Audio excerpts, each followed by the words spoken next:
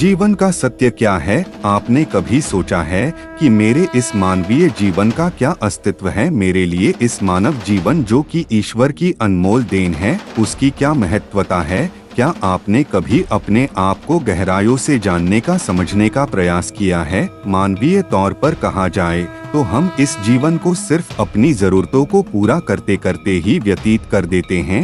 एक मनुष्य के लिए उसकी जरूरत क्या है? रोटी, कपड़ा और मकान, यही ना, पर यह असल सत्य नहीं है। हर मनुष्य का जन्म इस धरती पर एक विशेष कारण से होता है, जिसे हम धीरे धीरे समय के साथ समझते चले जाते हैं। कई लोग अपने इस मानवीय जीवन के सत्य को समझ ही नहीं पाते, क्योंकि वे हमेशा नकारात्मक सोच ही रखते हैं। यही अंतर है नकारात्मक और सकारात्मक सोच में। जहां नकारात्मक सोच हमारे लिए समस्याएं पैदा करती है, वही सकारात्मक सोच हमारे लिए नए अवसर लाती है। आइए हम जीवन के इस सत्य को एक कहानी द्वारा समझने की कोशिश करते हैं। धनवान सेठ की कहानी। एक गांव में एक बहुत बड़ा धनवान व्यक्ति रहता था। लोग उसे सेठ धनीराम कहते थे। उस सेठ के पास प्रचुर मात्रा में धन संपत्ति थी, जिसके कारण उसके सगे संबंधी, रिश्तेदार, भाई बहन हमेशा उसके घर रहते थे। सेठ भी उन सभी लोगों की काफी मदद करता था। तभी अचानक कुछ समय बाद सेठ को भयंकर रोग हो गया। इस भयंकर बीमारी का सेठ ने बहुत उपचार करवाया,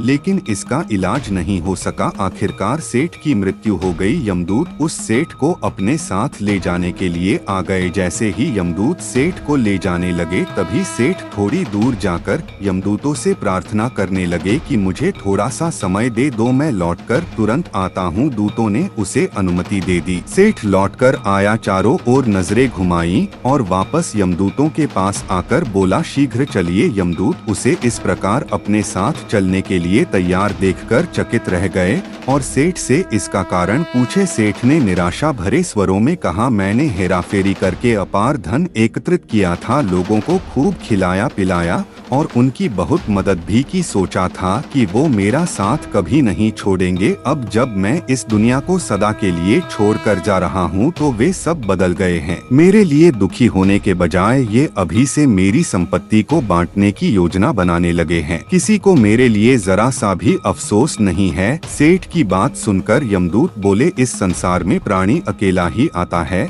और अकेला ही जाता है। इंसान जो भी अच्छा या बुरा कर्म करता है, उसे इसका परिणाम स्वयं ही भुगतना पड़ता है। हर प्राणी इस सत्य को समझता तो है, पर देर से। जीवन की सीख हम इस बात को अपने जीवन में भी देख रहे हैं। लोग जीवन के सत्य को भूलकर मानव द्वारा बनाए गए जाल जैसे लालच, रुपए, पैसा, बुराई आदि तले दब गए हैं। आप जो भोजन ग्रहण करते हैं, वह पेट में 4 घंटे रहता है। जो वस्त्र पहनते हैं, वह 4 महीने रहता है। लेकिन जो ज्ञान आप हासिल करते हैं, वह आपके अंतिम सांस तक साथ रहता है और संस्कार बनकर आपकी अगली पीढ़ी तक पहुंचता है। ज्ञान का बीज कभी व्यर्थ नहीं जाता। जो है जितना है सफल करते चलो, सफल करने से ही सफलता मिलती है। हर व्यक्ति को सकारात्मक तरीके से देखो, सुनो और समझो। हम जितना ज्यादा पढ़ते हैं, सुनते हैं, समझते हैं, हमें अपनी कमियों का उतना ही ज्यादा एहसास होता है और इसी कमी को दूर करके हम सफलता की मंजिल की और अपने कदम बढ़ाते चले जाते हैं। क्या लेकर आया था, जो क्या लेकर जाएगा, कर कुछ ऐसा जाओ कि लोग तुम्हें याद रख जाएंगे। आपको बस यह करना है, एक कोशिश करो कि गलत काम नहीं करना है।